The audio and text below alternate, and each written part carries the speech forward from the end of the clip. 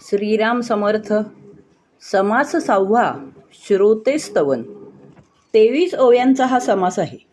समर्थ इथे श्रोत्यांना वंदन करत आहेत. खरं तर शिष्यांना केलेला उपदेश आहे दासबोध म्हणजे. गुरु शिष्य संवाद असं या ग्रंथाचं स्वरूप आहे. आणि हा संवाद साधताना ज्यांच्याशी संवाद साधायचा समर्थ आधी त्यांनाच वंदन करतायत. केवढा हा मनाचा मोठेपणा. सत्यनिष्ठ बुद्धिवंत इतकंच नव्हे तर ईश्वराचे अवतार असं म्हणतायत श्रोत्यांना ते. इतका नम्रपणा की माझ्याकडे चातुर्य नाही, कवित्व नाही, कला नाही आणि तरीही प्रेमापोटी मी ही सलगी करत आहे असं म्हणतायत.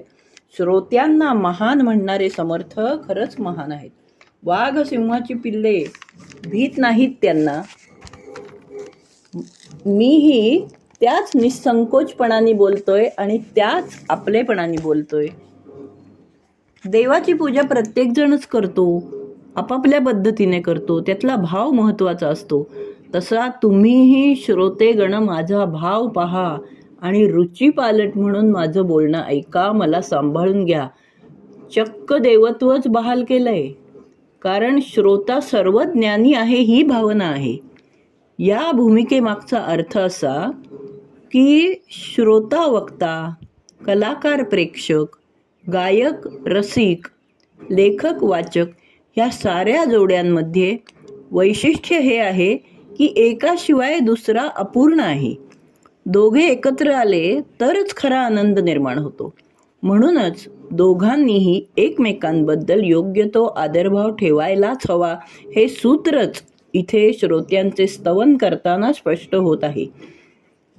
वक्ता आणि श्रोता यांच्याबद्दल पुढे स्वतंत्र समास आहे तेव्हा त्यावर सविस्तर बोलूच. पण वक्त्यामध्ये अहंकार नसावा आणि श्रोत्यांमध्ये संशय नसावा तरच हा संवाद यशस्वी होईल, हा इथे महत्त्वाचा मुद्दा आहे. आणखी एका अर्थाने श्रोता असणं महत्त्वाचं आहे.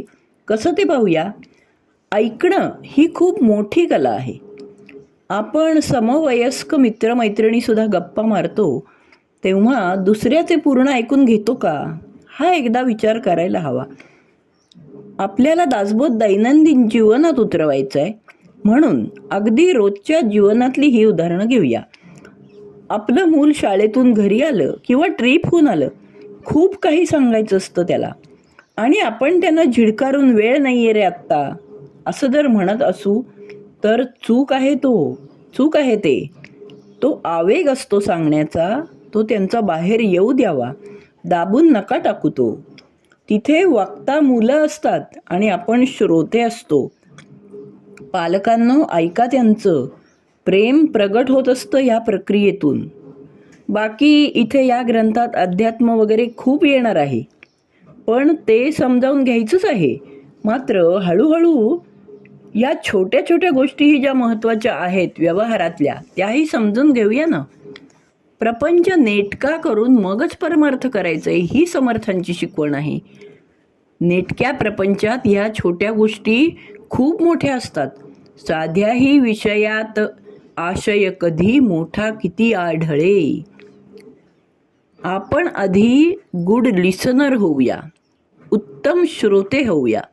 थोडक्यात काय, दुसरा बोलत असताना मध्येच आपण स्वतः काहीतरी बोलायला लागतो असे अनेक वेळा घडते. इथे आपण आत्मपरीक्षण करूया की आपणही असं करतो का.